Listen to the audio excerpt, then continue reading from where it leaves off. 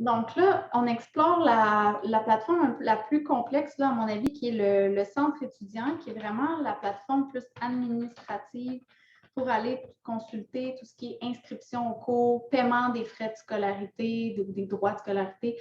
Donc, ça, à ce moment-là, mon centre étudiant. Donc, des fois, ça peut donner un peu de mal de tête. Donc, ça, c'est le centre étudiant. Ils vont souvent vous donner des petites informations, là, s'il y a quelque chose qui doit être fait. C'est sûr que moi, je ne suis pas actuellement dans le microprogramme, donc ce n'est pas exactement la même chose que vous voyez. Mais je suis actuellement, moi, admise comme étudiante libre, ce qui fait que je pourrais aller m'inscrire à des cours en vrac. Parce que quand vous êtes admis soit dans un programme ou vous êtes admis aux études libres, ce qui permet de vous prendre des cours à la carte, tandis qu'un admis dans un programme, vous avez plus accès à les cours du programme.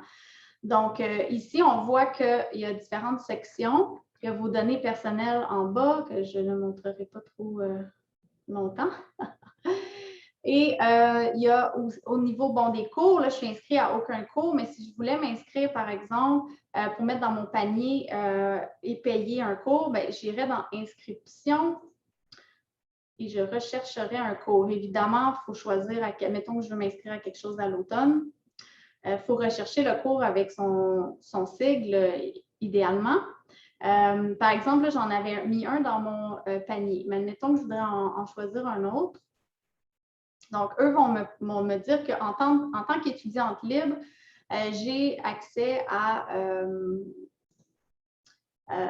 certains cours. Donc, si je fais une recherche, non, pardon, c'était pas par là que je devais faire. Je m'excuse.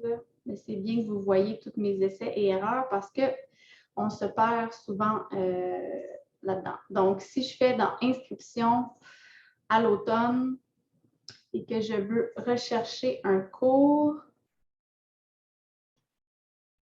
Donc, normalement, on me montre... Ah oui, si je fais seulement ouvert, il faut que je sélectionne ouvert aux études libres, puis je peux aller mettre tous les détails que je veux selon le sigle, le numéro de cours.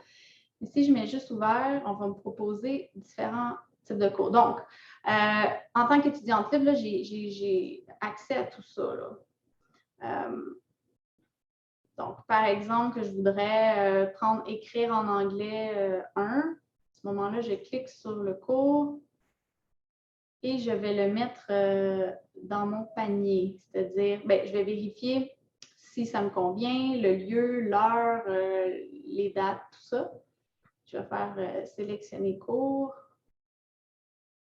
Et donc, je vais faire suivant. Et il va se ramasser dans mon panier. Donc là, à ce moment-là, une fois que j'ai mis mes cours dans mon panier, je vais procéder à, dans le fond, à confirmer mon inscription. Là, je ne vais pas confirmer parce que ça va me facturer ces cours-là, mais à ce moment-là, je vois vraiment que j'ai 2 cours que auxquels je veux m'inscrire. Donc, terminer l'inscription. Après ça, ces cours-là vont se retrouver, finalement, ils vont être facturés. Donc, vous allez les retrouver dans la section Finances, ici, où est-ce qu'il va y avoir un solde. Et pour voir vos factures, vos soldes précédents, vous allez dans Interrogation compte.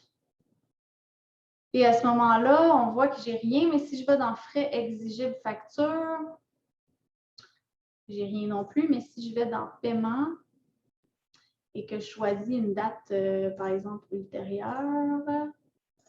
Et on va voir tout mon historique de paiement. Donc, si je fais tout, on va voir que j'ai fait des paiements, tout ça. Donc, si on voit ici, par exemple, droit de scolarité, on peut cliquer pour avoir plus de détails, mais ce n'est pas comme on n'a pas accès aux factures comme telles. Ça, c'est un mystère auquel je n'ai pas encore pu répondre. La facture va être, si je retourne, va être visible quand vous ne l'avez pas encore payée, mais une fois qu'elle est payée, c'est enregistré comme un paiement. Donc, ça, c'est les différentes factures. C'est sûr qu'un cours, c'est aux alentours de 200 quelques. Il faut savoir que sur la facture, vous allez avoir des frais qui vont être possibles d'être, sont comme facultatifs qu'on peut enlever. Ça, je vais faire une autre capsule là-dessus parce que c'est quand même complexe et beaucoup de gens veulent enlever ces frais facultatifs-là. Donc, si on revient au centre étudiant, on a vraiment tout ce qui est inscription à des cours, vos finances et vos paiements. Et sinon, bon, il y a tout ce qui est carte étudiante, il y a d'autres informations, là. Mais c'est à peu près ça, le centre étudiant.